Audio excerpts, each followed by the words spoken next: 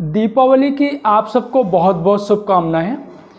मध्य प्रदेश से एक बहुत ही दिल दहला देने वाली और दर्दनाक घटना सामने आई है।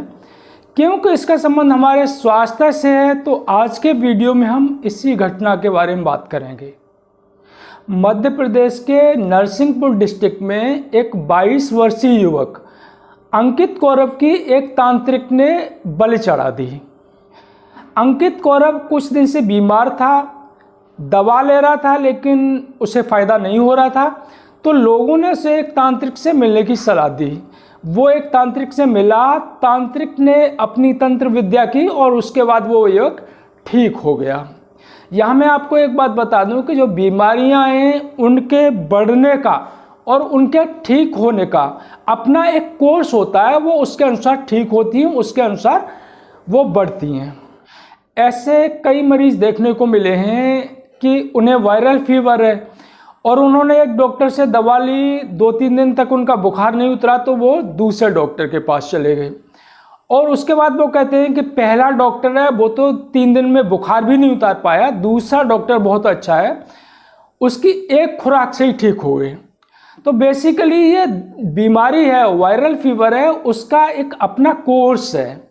3 दिन तक अगर बुखार है तो आप दवा लेंगे तब भी वो नहीं उतरेगा। 1 से 2, 103 डिग्री फ़ारेनहाइट अगर टेम्परेचर है तो दवा लेने के बाद वो 101, 100 या थोड़ा उससे नीचे आ जाएगा, लेकिन डिसकंटिन्यू नहीं होगा 2-3 दिन तक। और उसके बाद बुखार उतरना शुरू हो जाएगा, 5-6 दिन में वो मरीज ठीक हो जाएगा। तो अंकित कौरव की दवा चल रही थी और उसने तांत्रिक से तंत्र मंत्र कराया और वो ठीक हो गया। तो वह तो ठीक हो गया, लेकिन उसके बहनोई का एक्सीडेंट हो गया। उन्हें एडमिट कराना पड़ा। एडमिट कराने के बाद पैसे की कमी पड़ गई। अब क्योंकि अंकित कौरव है, उसका उस तांत्रिक पे विश्वास बन गया।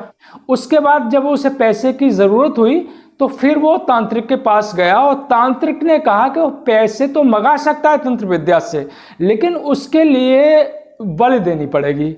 बलि के लिए उसने तैयार किया उसे ये कहकर कि उसे अपने दाहिने हाथ की उंगली काट के बलि के रूप में चढ़ानी पड़ेगी।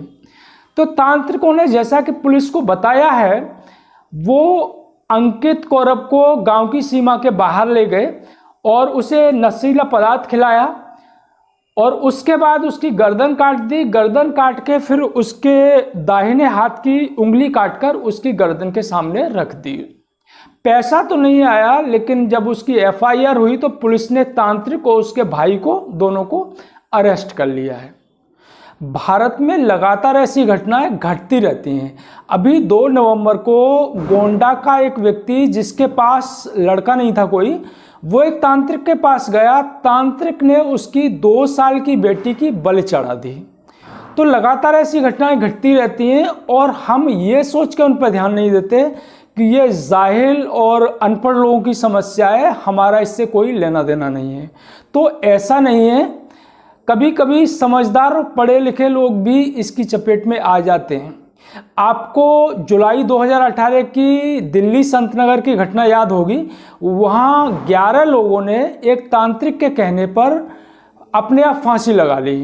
तांत्रिक कई महीने से उनके यहाँ आ जा रहा था और उसने उन लोगों को कन्विंस कर लिया कि वो फांसी लगा लें, आत्माएं आएंगी और उसके बाद वो जिंदा हो जाएंगे। तो धार्मिक अंधश्रद्धा पढ़े लिखे, समझदार और अनपढ़ गंवार लोगों में अंतर नहीं करती है। कोई भी व्यक्ति इसकी चपेट में आ सकता है।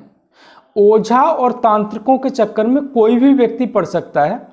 हालांकि गरीब, जिनके पास इलाज कराने के लिए पैसे नहीं है और जो अपनी समस्याओं का हल धर्म और आस्था के सहारे हल होने की उम्मीद पाले रहते हैं, वो इसके चक्कर में जल्दी पड़ जाते हैं।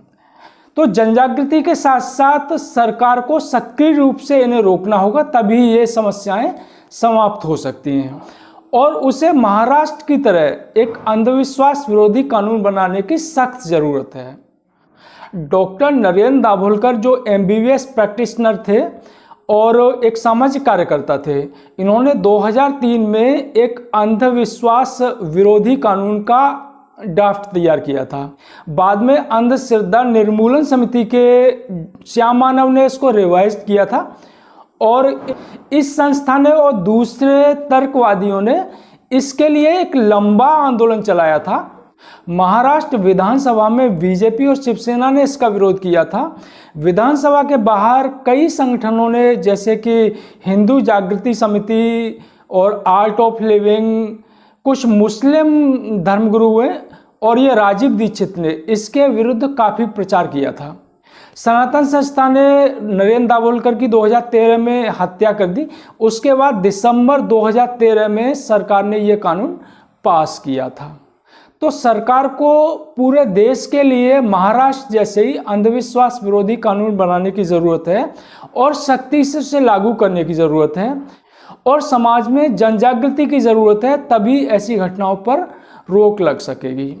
उम्मीद है वीडियो आपको पसंद आया होगा। वीडियो पसंद आया हो तो उसे लाइक करें और शेयर कर ज़्यादा से ज़्यादा लोगों तक पहुंचाएं। धन्यवाद।